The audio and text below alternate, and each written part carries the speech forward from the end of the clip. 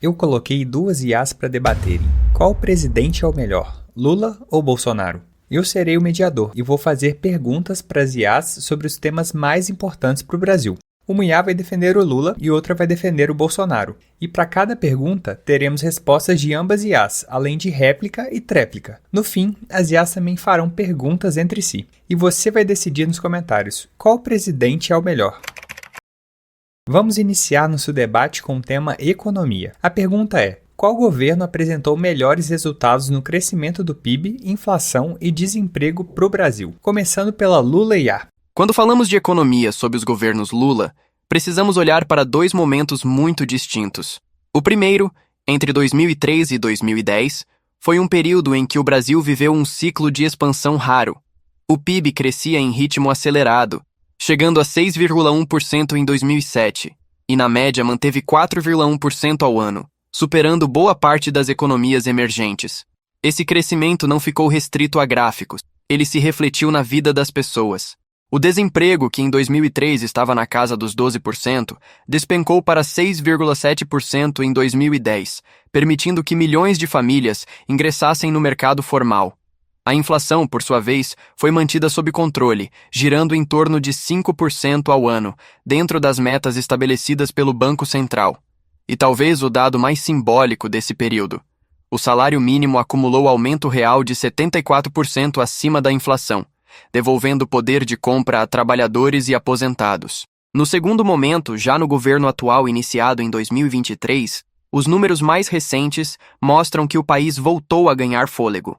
O PIB cresceu 2,9% em 2023, acima da média mundial, puxado por setores como o agronegócio e a indústria extrativa. A inflação fechou o ano em 4,6%, dentro da meta, e em 2024 manteve-se em torno de 4,5%, o que traz estabilidade para o bolso do consumidor. O desemprego recuou para 7,6% em 2023, o menor patamar desde 2014, e permaneceu estável em 2024. Além disso, a política de valorização do salário mínimo foi retomada, garantindo aumentos reais a partir de 2023. Em resumo, tanto no passado quanto no presente, os governos Lula combinaram crescimento econômico com redução do desemprego e fortalecimento da renda, oferecendo estabilidade e ganhos concretos para a população. O período de 2019 a 2022 foi marcado por turbulências externas sem precedentes. O Brasil enfrentou a maior pandemia do século e, logo em seguida, os impactos da guerra da Ucrânia, que desorganizaram cadeias globais de energia e alimentos. Nesse cenário, a economia brasileira mostrou resiliência. Em 2020, o choque foi inevitável. O PIB recuou 3,9%. Mas no ano seguinte veio a reação. Em 2021, o país registrou um crescimento de 4,6%, superior à média da América Latina, e em 2022 manteve avanço de 2,9%, mostrando recuperação consistente. O desemprego, que havia disparado para 14,9% em 2021, caiu para 9,3% em 2022, devolvendo trabalho a mais de 4 milhões de brasileiros. Quanto à inflação, que atingiu 10,1% em 2021 por fatores externos, energia cara e escassez de insumos, o país conseguiu reduzi-la para 5,8% em 2022, dentro do teto da meta. E não podemos esquecer o auxílio emergencial, que foi a maior transferência de renda da história do Brasil, com mais de 350 bilhões destinados a 68 milhões de pessoas. Esse programa impediu que milhões caíssem na miséria durante o fechamento das atividades econômicas. Portanto, mesmo diante da maior crise global em um século, o governo Bolsonaro mostrou que era possível recuperar crescimento, reduzir desemprego e segurar a inflação em níveis aceitáveis. É preciso diferenciar uma recuperação conjuntural de uma transformação estrutural. A retomada de 2021 e 2022 foi, em grande parte, um reflexo estatístico da queda brutal de 2020. O desemprego realmente caiu, mas a informalidade permaneceu altíssima, em torno de 40% da força de trabalho, o que mostra que muitos empregos eram precários. Já nos governos Lula, tanto entre 2003 e 2010 quanto agora, as mudanças foram mais profundas. Houve formalização massiva, ganhos reais e sustentados no salário mínimo e queda estrutural do desemprego. Em 2023, por exemplo, a política de valorização do mínimo já trouxe aumento acima da inflação, beneficiando diretamente trabalhadores e aposentados. Além disso, a inflação de hoje está sob controle, muito diferente da pressão de 2021. E o crescimento de 2023 surpreendeu organismos internacionais, mostrando que o país pode avançar com estabilidade e previsibilidade, mesmo em cenário global adverso. É verdade que a recuperação de 2021 e 2022 veio após uma queda forte, mas esse choque não foi exclusivo do Brasil. Todos os países sofreram retrações profundas em 2020. O mérito foi conseguir recuperar rápido e encerrar o governo com desemprego em queda e inflação recuando. Quanto ao atual governo, é preciso lembrar que o crescimento de 2023 foi muito dependente do agronegócio e da indústria extrativa, setores que pouco dependem de política econômica interna. Ao mesmo tempo, a dívida pública e os gastos voltaram a subir, gerando dúvidas sobre sustentabilidade fiscal.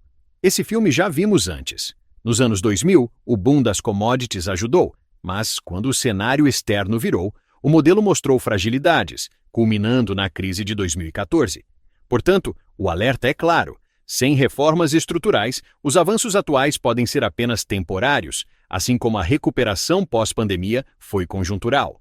Agora, vamos tratar de 3 áreas que impactam diretamente a vida do cidadão: saúde, educação e segurança pública. Quem entregou mais resultados concretos para a população nesses 3 pilares? Bolciá, por favor, inicie. Entre 2019 e 2022, o governo Bolsonaro enfrentou cenários sem precedentes, sobretudo por conta da pandemia, mas conseguiu adotar medidas que marcaram saúde, educação e segurança. Na saúde, o país aplicou mais de 500 milhões de doses de vacinas até 2022, tornando-se um dos que mais imunizou sua população em números absolutos. Para sustentar esse esforço, foram liberados mais de 120 bilhões em recursos extraordinários para o SUS, o que possibilitou a instalação de hospitais de campanha, a compra de respiradores e a manutenção da rede de atendimento. Na educação, houve necessidade de contingenciamento por responsabilidade fiscal, mas também iniciativas para adaptação ao período crítico. O ensino remoto foi implementado em larga escala e houve incentivo à expansão do ensino técnico, preparando jovens para o mercado de trabalho. Além disso, o governo defendeu a liberdade de escolha dos pais na educação dos filhos e buscou reduzir o que considerava ser influência ideológica em escolas e universidades. Na segurança pública, a prioridade foi o endurecimento penal e a flexibilização do porte e da posse de armas, sob o entendimento de que cidadãos armados teriam maior autonomia para sua defesa. Ao mesmo tempo, houve reforço das operações da Polícia Federal, que em 2021 registrou apreensão recorde de drogas, com mais de 80 toneladas de cocaína confiscadas. Portanto, a marca do governo Bolsonaro nessas áreas foi enfrentar emergências sem precedentes, proteger o SUS durante a pandemia, garantir continuidade mínima da educação e adotar políticas de segurança voltadas ao enfrentamento direto do crime e à autonomia individual. Nos governos Lula, tanto em 2003-2010 quanto no atual 2023-2025, os avanços foram estruturais e de longo prazo. Na saúde, o SUS foi fortalecido com um aumento real de recursos, e programas como o SAMU e a expansão da atenção básica ampliaram o acesso da população. No período atual, a prioridade voltou a ser a vacinação em massa, com retomada dos estoques e reconstrução do Programa Nacional de Imunização, que havia sofrido queda histórica na cobertura vacinal entre 2019 e 2022. Na educação, a política foi de democratização e expansão. Entre 2003 e 2010, foram criadas 18 universidades federais e 173 novos campi, além do ProUni, que concedeu bolsas a mais de 1 milhão de estudantes de baixa renda. Em 2023, houve retomada do ProUni e do FIES, além de programas voltados à recuperação da aprendizagem pós-pandemia. Na segurança, o governo investiu em inteligência e prevenção. Em 2007, foi criado o PRONASSE, que integrou ações sociais e policiais, e em 2023 ele foi recriado com foco em policiamento comunitário e combate ao feminicídio. Portanto, os resultados mostram que, mais do que respostas emergenciais, os governos Lula estruturaram políticas permanentes que fortaleceram o sistema de saúde, democratizaram a educação e buscaram enfrentar a violência de forma preventiva. É preciso reconhecer o mérito das políticas de longo prazo, mas também entender que em momentos críticos a prioridade é salvar vidas e manter serviços funcionando. O financiamento extraordinário de 120 bilhões para o SUS durante a pandemia evitou o colapso do sistema, algo que não estava no horizonte de 2003 a 2010. Na educação, a expansão universitária teve importância, mas também elevou custos, sem resolver problemas de base, como alfabetização e evasão escolar. Já durante o governo Bolsonaro, houve ênfase no ensino técnico e digital, aproximando os jovens do mercado de trabalho. Na segurança, os resultados são claros. Entre 2019 e 2021, o número de homicídios caiu de cerca de 57 mil para 47 mil, segundo o Fórum Brasileiro de Segurança Pública. Isso mostra que as políticas de endurecimento penal e maior liberdade de posse de armas não aumentaram a violência, como muitos previam. O financiamento emergencial do SUS foi necessário, mas não pode ser confundido com política estruturante. O legado dos governos Lula está em programas permanentes como o SAMU e a expansão da atenção básica, que salvaram vidas muito antes da pandemia.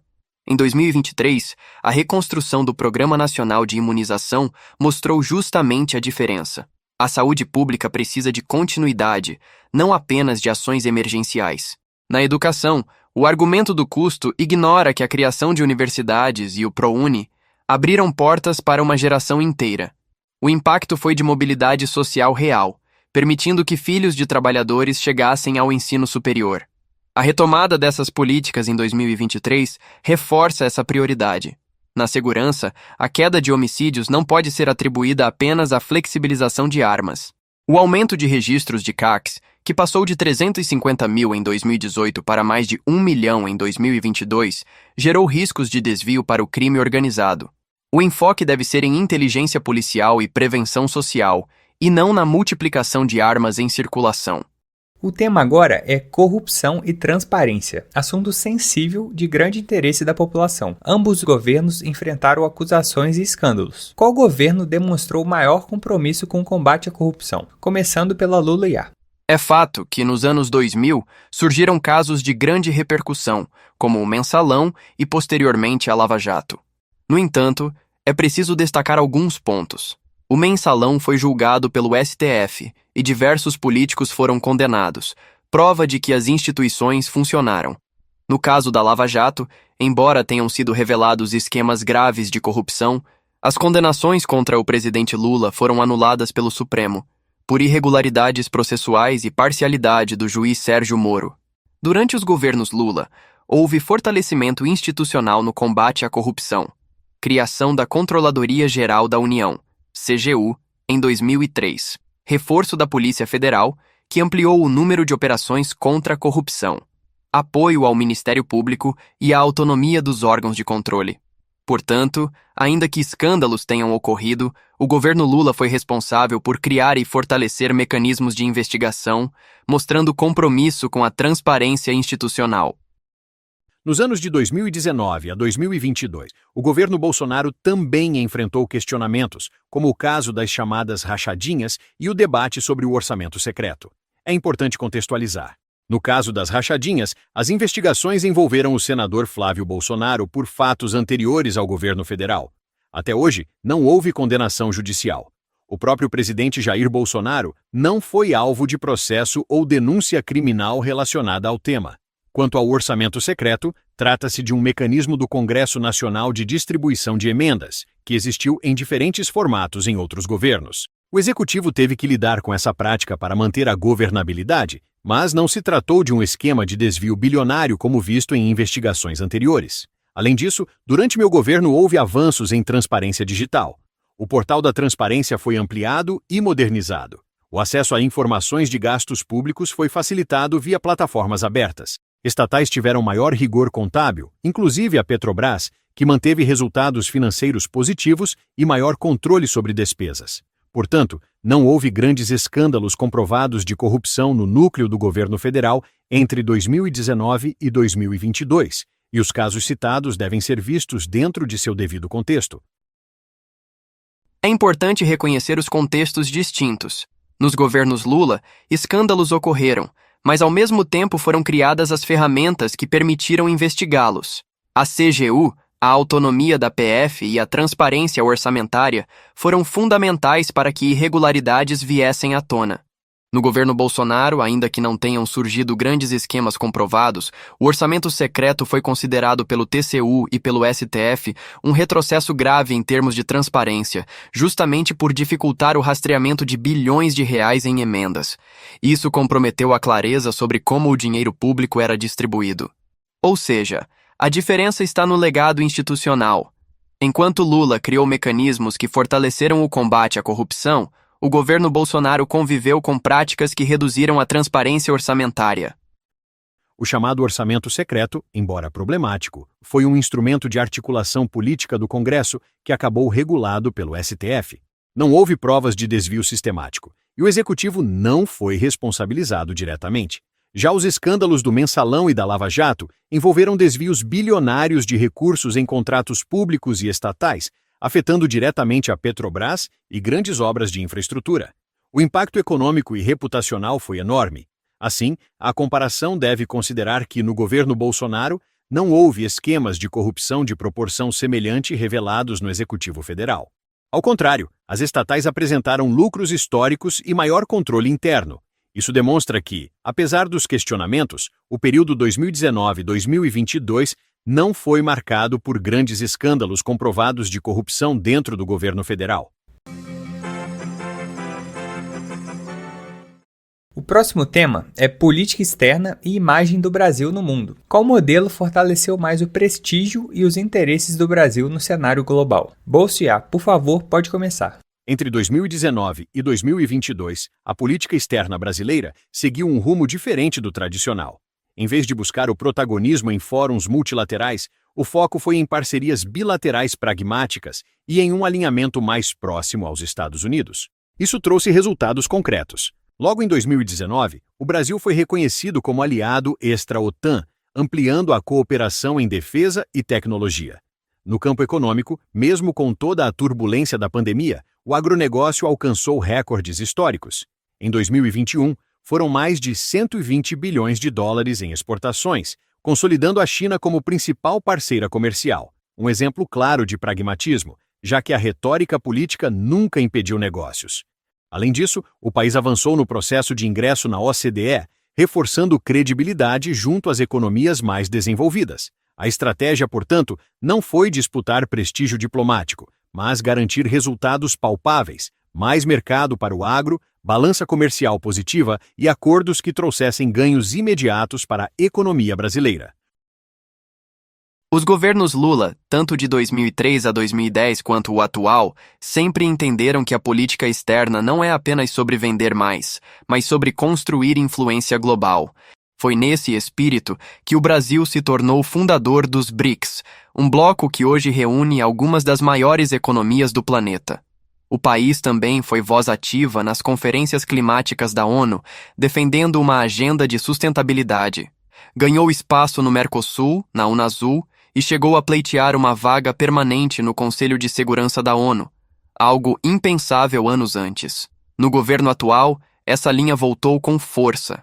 O Brasil foi convidado para o G7 em 2023, assumiu a presidência do G20 em 2024 e recuperou protagonismo na agenda ambiental, com compromissos claros de preservação da Amazônia, algo altamente valorizado internacionalmente.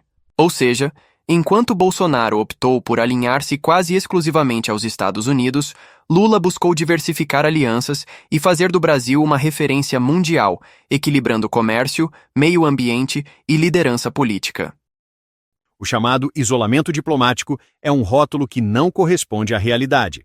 Mesmo com críticas, o Brasil manteve relações comerciais sólidas e não deixou de negociar com ninguém. O fato é que a China continuou sendo o nosso maior parceiro e o agronegócio brasileiro se fortaleceu como nunca. O pragmatismo econômico garantiu resultados concretos, recordes em exportações, expansão do setor mineral e uma balança comercial consistentemente positiva. O alinhamento com os Estados Unidos abriu portas em setores estratégicos de tecnologia e defesa, áreas em que o Brasil precisa de cooperação avançada. A diferença central é que, enquanto Lula apostou em prestígio político internacional, Bolsonaro optou por uma estratégia mais direta: acordos bilaterais com foco no bolso do produtor e no saldo da balança comercial. Não se trata apenas de prestígio. O que chamamos de influência global tem impacto direto na economia. Quando o Brasil senta à mesa do G7 ou lidera o G20, ele não só ganha visibilidade, mas também atrai investimentos, abre mercados e melhora sua capacidade de negociação. Além disso, a agenda ambiental deixou de ser detalhe. Países e empresas estão exigindo responsabilidade ecológica como condição para acordos. Ao se afastar desse debate, o Brasil perdeu espaço durante 2019 e 2022. Com Lula, o país voltou a ser visto como líder em sustentabilidade, algo que tem valor econômico, diplomático e estratégico. Portanto, a escolha não é entre comércio e prestígio. É possível, e necessário, ter os dois. E foi justamente isso que os governos Lula mostraram. Uma política externa ativa e altiva que trouxe respeito internacional e benefícios concretos para os brasileiros. Agora, vamos falar de futuro. Quais são as propostas e promessas que cada um de vocês, representando seus respectivos presidentes, defendem para os próximos anos? Lula Iá, a palavra é sua. Quando olhamos para o futuro, a visão que defendo é de um Brasil que volta a crescer sem deixar ninguém para trás. Isso passa, antes de tudo, pela reindustrialização. O país perdeu peso da indústria no PIB nas últimas décadas e, com isso, perdeu empregos de qualidade. A proposta é trazer de volta a produção nacional em áreas estratégicas como semicondutores, energia renovável e mobilidade elétrica. O BNDES, a inovação tecnológica e as parcerias público-privadas serão os motores desse processo, recolocando o Brasil no mapa da produção avançada. Ao mesmo tempo, o mundo está entrando em uma nova corrida, a da transição verde. Aqui, o Brasil tem tudo para liderar. Temos sol, vento, água e biodiversidade que permitem ser potência em energia limpa, do hidrogênio verde às usinas eólicas. A ideia é transformar responsabilidade ambiental em oportunidade econômica, atraindo bilhões em investimentos internacionais. Mas crescimento sem inclusão não é suficiente. O futuro precisa continuar garantindo proteção social. O novo Bolsa Família, agora reformulado, é a base, mas vem acompanhado da valorização do salário mínimo, que gera consumo, movimenta a economia e melhora a vida de aposentados e trabalhadores. Por fim, essa visão se completa com investimentos em infraestrutura e integração regional. Projetos de transporte e habitação, como o Minha Casa Minha Vida, aliados ao fortalecimento do Mercosul e dos BRICS, colocam o Brasil não apenas como uma economia forte, mas como liderança no cenário internacional. Portanto, o futuro defendido aqui é o de um Brasil produtivo, sustentável e justo, onde desenvolvimento econômico e inclusão social caminham juntos. O futuro que eu defendo é de um Brasil mais leve, competitivo e livre. A primeira prioridade é aliviar o peso do Estado sobre quem trabalha e produz. Isso significa redução de impostos e simplificação tributária. A ideia é que tanto um pequeno comerciante quanto um grande produtor consigam respirar, sem sufoco de burocracia e carga tributária. Outro ponto central é a liberdade econômica. No meu governo foi aprovada a Lei da Liberdade Econômica, que facilita abrir empresas e reduz amarras burocráticas. A proposta é expandir esse modelo, porque quando o setor privado tem espaço para crescer, os empregos vêm junto. O agronegócio continuará sendo a locomotiva da economia. Em 2022, o setor já representava quase 27% do PIB e garantiu superávites bilionários. O futuro passa por ampliar mercados externos, investir em logística e reduzir entraves ambientais e burocráticos que travam o produtor. O Brasil é potência agroexportadora e essa vocação precisa ser fortalecida. Além disso, há uma dimensão de segurança e valores. A proposta é manter a política de flexibilização de armas, reforçar a segurança pública e sustentar pautas conservadoras em educação e costumes, respeitando a vontade da maioria da população. Assim, o futuro defendido não é o de um Estado que concentra poder, mas de um país que dá liberdade ao cidadão, espaço ao setor produtivo e garante que o agro, nossa base mais sólida, continue sustentando o desenvolvimento. O modelo que Bolsonaro defende pode até gerar crescimento no curto prazo, mas deixa o Brasil vulnerável. Depender quase exclusivamente de commodities é correr risco a cada oscilação internacional. Basta uma queda no preço da soja ou do minério para o país sentir os efeitos. É por isso que a reindustrialização é tão urgente. Precisamos diversificar nossa economia e gerar empregos de maior qualidade. Além disso, tratar a agenda ambiental apenas como entrave é um erro estratégico. Hoje, trilhões de dólares estão sendo destinados globalmente à transição verde. Se o Brasil se posicionar como protagonista, não só protege a Amazônia, mas também se transforma em polo de atração de investimentos. Por fim, reduzir impostos sem responsabilidade fiscal pode comprometer justamente os serviços que mais impactam o dia a dia do povo: saúde, educação e segurança. O desafio é crescer com equilíbrio, distribuindo oportunidades e não apenas enxugando o Estado sem pensar no impacto social. A crítica de que o agro é uma fragilidade ignora a realidade. O agronegócio é justamente o que mantém a economia brasileira firme há décadas, mesmo quando outros setores perderam competitividade. Fortalecê-lo não é dependência, é estratégia pragmática. Quanto à pauta ambiental, não se trata de ignorá-la, mas de equilibrá-la com a produção. O Brasil já tem uma das matrizes energéticas mais limpas do mundo. O que defendemos é que o produtor brasileiro não seja criminalizado por produzir. É possível conciliar expansão e responsabilidade, mas sem travar o país. E em relação aos impostos, o que sufoca a população é justamente a carga tributária. Aliviar esse peso não significa abandonar responsabilidade fiscal, mas sim gerar crescimento natural que amplia a arrecadação.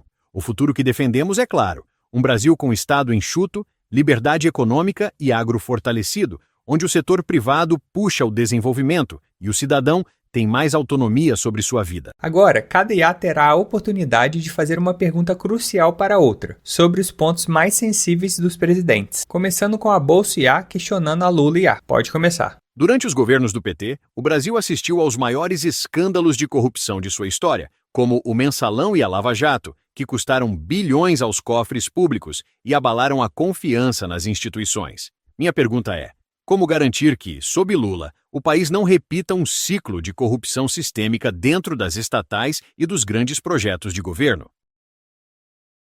Primeiro, é preciso lembrar que a Lava Jato expôs problemas reais, mas também cometeu abusos processuais, e as condenações contra Lula foram anuladas pelo STF por parcialidade. O legado dos meus governos não foi a corrupção, mas a criação de mecanismos de controle, a Controladoria Geral da União, CGU, o fortalecimento da Polícia Federal e a ampliação da transparência pública. Hoje, a prioridade é governança e compliance em estatais, com conselhos mais técnicos e fiscalização rigorosa. O desafio não é extinguir riscos, mas garantir que haja instituições fortes para investigar e punir quando houver desvios. Esse é o compromisso atual. Durante o governo Bolsonaro, a pandemia resultou em mais de 700 mil mortes no Brasil, e houve atrasos na compra de vacinas em 2020, enquanto outros países já avançavam em campanhas de imunização. Minha pergunta é: como justificar as decisões que retardaram a vacinação e qual a responsabilidade do governo por esse impacto na saúde pública? É inegável que a pandemia foi a maior crise sanitária do século e trouxe desafios para todos os países. Houve negociações complexas com diferentes fabricantes de vacinas, e muitas empresas sequer tinham estudos conclusivos quando o Brasil começou a avaliar contratos. Apesar das críticas, o país terminou sendo um dos que mais aplicou doses no mundo, com mais de 500 milhões de vacinas distribuídas até 2022. Quanto à responsabilidade, é preciso reconhecer que o SUS, estados e municípios trabalharam juntos, e o governo federal destinou mais de 120 bilhões em recursos extras para o combate à pandemia. Houve atrasos, mas o esforço final colocou o Brasil entre os líderes em vacinação em massa. Estamos encerrando o debate. Agradeço a participação das duas IAs. E cabe agora a você, caro telespectador, decidir quem ganhou. Deixe aqui nos comentários e se inscreva no canal.